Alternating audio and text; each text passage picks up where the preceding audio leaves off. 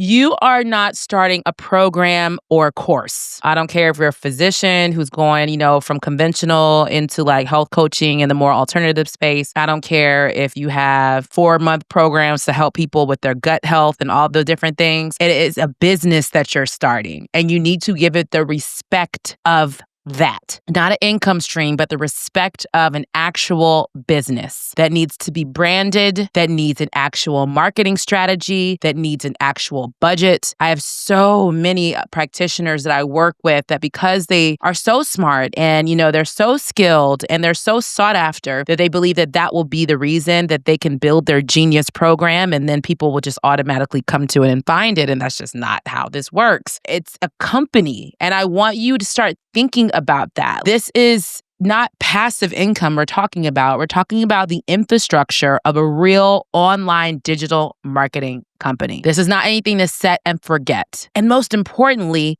the real effort, surprisingly, isn't necessarily in the makeup of the program or the thing that you're selling online. It really is in the makeup of how capable you are to market it. The next thing that I want you to start thinking about is that sure enough, you're a clinician, you're a practitioner, you're a healer, you're a coach. But the reality of it is that the moment that you put your toe in this pond of entrepreneurship to where you say, you know what, I want to make money because people see my Instagram reels and my YouTube and they find their way to my website, that means that you're a marketer now. You're a marketer first before you're actually a clinician. You're spending more time at this point perfecting your messaging, your visuals, your brand, how you show up than you are actually working on your program because you're already good at this, right? That shouldn't take up all of your time. I think sometimes practitioners hide behind the construction of the program because they're too afraid to step out there and really, really market themselves. Why is that? Whether you like it or not, you're a marketer. If you're selling a course, you're a marketer. If you have a program, you're a marketer. If you do Zoom calls to meet with your people, you're a marketer. Hell, if you have a brick and mortar, you're a marketer. It doesn't mean that you have to dance on TikTok, but you do need to have a system for visibility, whether that be through referrals, through warm traffic, through people that are,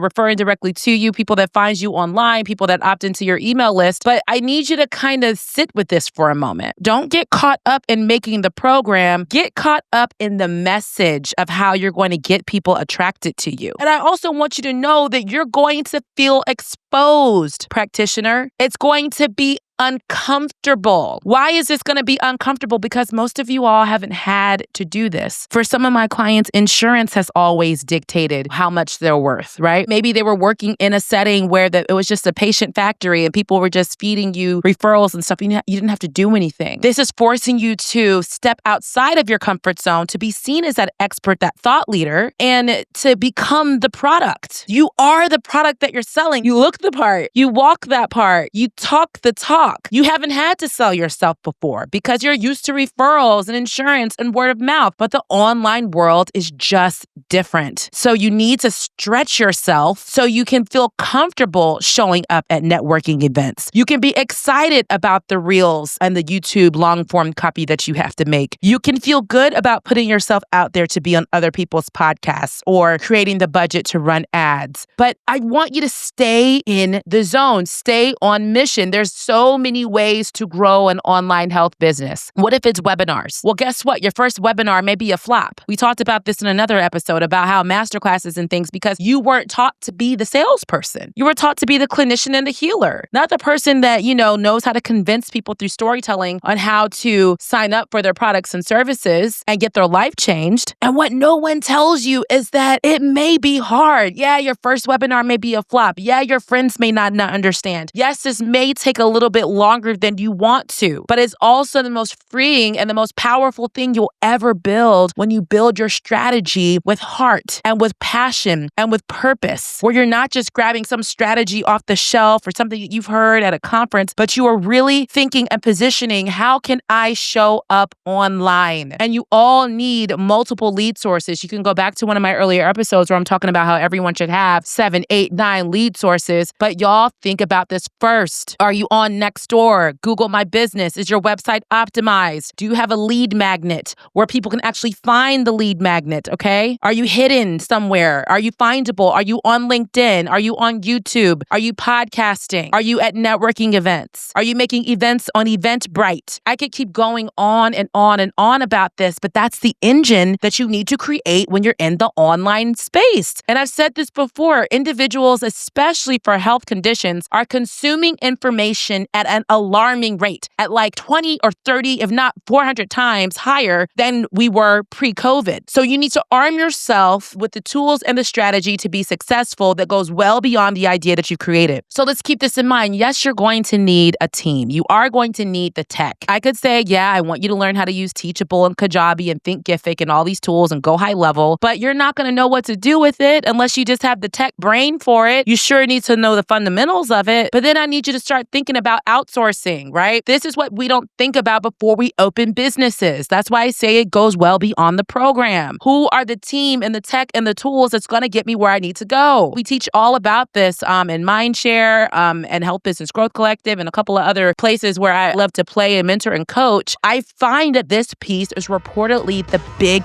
gap. If you found this clip from the Power Moves Health Marketing Podcast to be helpful, then check out the next video or watch the full episode here. Don't forget to hit the subscribe button so you don't miss the next big move in health marketing. Thanks for watching.